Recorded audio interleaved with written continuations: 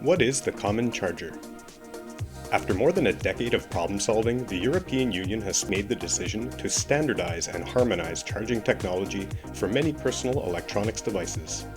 If they are a part of the list, new gadgets will be required to use USB-C charging technology moving forward.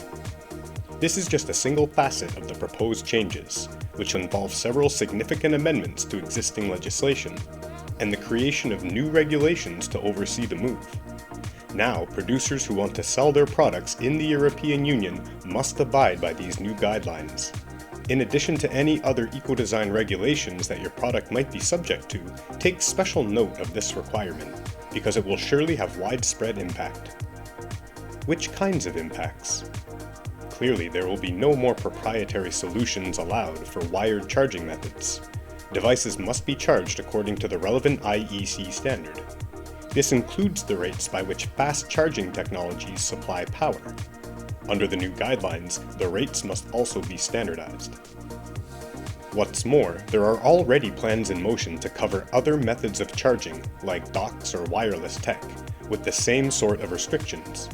This is to make sure everyone is playing by the same rules, and nobody is looking for a technical loophole to gain an advantage in the marketplace. Consumers of electronics will now be given the choice whether or not they want to buy a charger with a new device. This is called unbundling, and it is designed to reduce waste at the point of sale. And because the common charger is shared across many popular types of devices, supplies and cords will be interchangeable for almost every piece of personal electronics that you own. Now you can start to recycle all those outdated charger cords. Looking to the legislation, the biggest change comes to Directive 2014/53, the Radio Equipment Directive, whose biggest previous amendment was put forth in 2018 and designed to handle the smartphone boom. Now, individual product classes are seeing changes to the way they are handled on the market, each according to their respective regulations. Finally, an overarching document encapsulates the common charger proposal as its own entity, and supports the other changes made to existing legislation. So what do you need to know?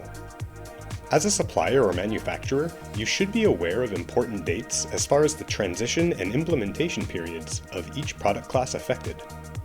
If you're going to be active in the EU, you might be required to rethink your charging circuitry in devices destined for that marketplace.